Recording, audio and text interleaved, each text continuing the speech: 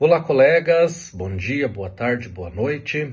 Eu sou o professor Ricardo, sou professor do Colégio Estadual Vital Brasil, aqui da cidade de Maringá, Núcleo Regional de Educação de Maringá, e trabalho as componentes curriculares de matemática e recomposição de aprendizagem em matemática com os nonos anos do Colégio Vital Brasil.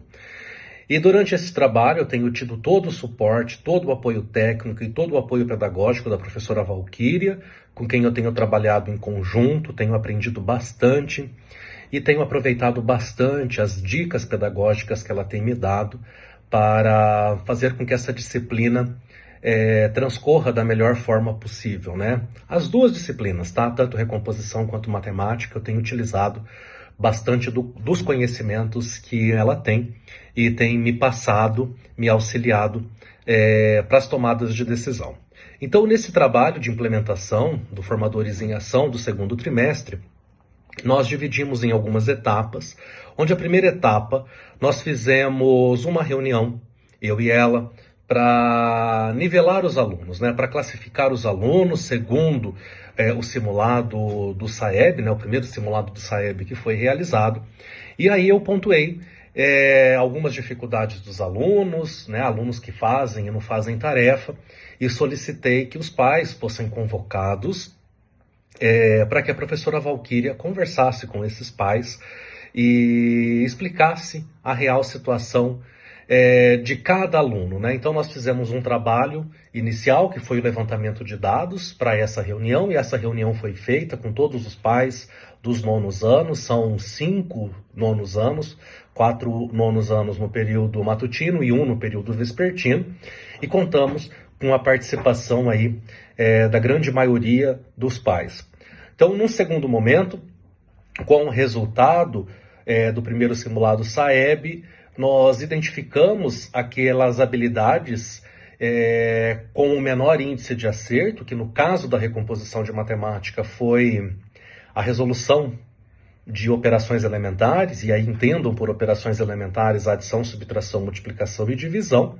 Então, programei juntamente com a professora a retomada desses conteúdos, de todas essas operações envolvendo os números reais, e ela me sugeriu que então trabalhasse com um concreto, né? Então levasse situações, problemas para os alunos, para que eles pudessem visualizar a aplicação desses conteúdos no dia a dia, né? Então esses conteúdos de diferentes situações, de diferentes contextos, foram então estudados e feito a retomada de conteúdo.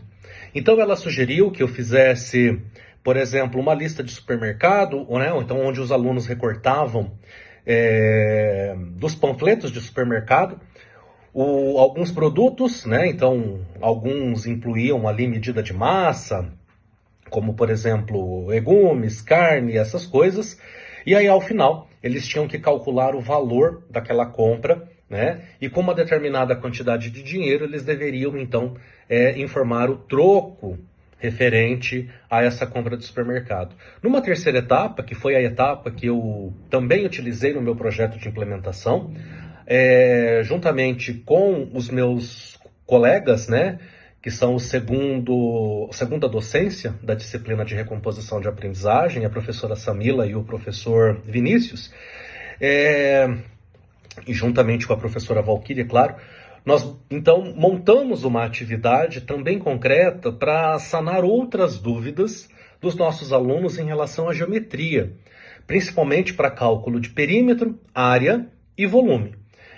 Então nós fizemos um trabalho inicial para caracterização de polígonos e poliedros, né? Então aqui nós trabalhamos com os poliedros retos, então no caso paralelepípedo e cubo, e os diferentes polígonos. Então nós aplicamos, né? Fizemos na prática os alunos calcularem perímetro, área e volume, e a implementação, né, dessa atividade ela foi feita da seguinte maneira: eu levei uma situação problemas para os alunos, como eu gosto de montar quebra-cabeça. Levei um quebra-cabeça que eu havia montado para os alunos olharem, né, a caixa, na verdade, e a partir das informações, eu queria que os alunos me ajudassem a estimar o custo com a moldura que foi utilizada, né, que eu iria utilizar, né, então eles deveriam primeiro calcular o perímetro da figura, né, primeiro identificar que era perímetro, depois calcular o perímetro, e aí em seguida calcular o valor pago pela moldura. Depois eu falei da disponibilidade de parede do meu escritório, onde eu coloco esses quebra-cabeças, e aí os alunos calcularam qual era a superfície utilizada, e depois eu pedi para que eles também calculassem o volume da caixa, onde veio o quebra-cabeça, então como foi comprado pela internet, e aí nós criamos uma situação-problema, que os alunos deveriam calcular o frete, ok? Da entrega desse quebra-cabeça a partir do cálculo do tamanho da caixa, né? Então do espaço ocupado pela caixa. Então eu pude perceber que os alunos visualizaram na prática e eles entenderam melhor os conteúdos de matemática. Então essa foi a nossa atividade planejada para essa implementação, e nós fizemos o feedback, né, da prática. Depois sentamos e conversamos o que poderia ser adaptado, né, quais foram os pontos positivos, quais foram os pontos negativos.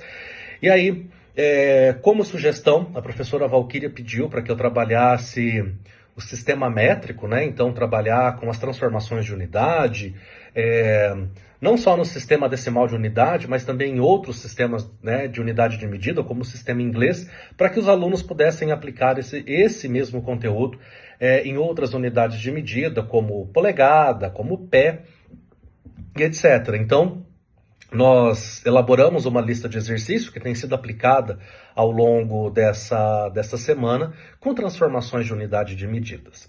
Então essa foi a nossa prática, né? Tenho observado uma melhora significativa dos alunos, e a professora Valquíria tem me auxiliado, não só a mim, mas também como os meus colegas de segunda docência, grandemente, dando a sua colaboração para que essa disciplina seja ministrada da melhor forma possível. Ok? Então um abraço a todos e até uma próxima. Tchau, tchau.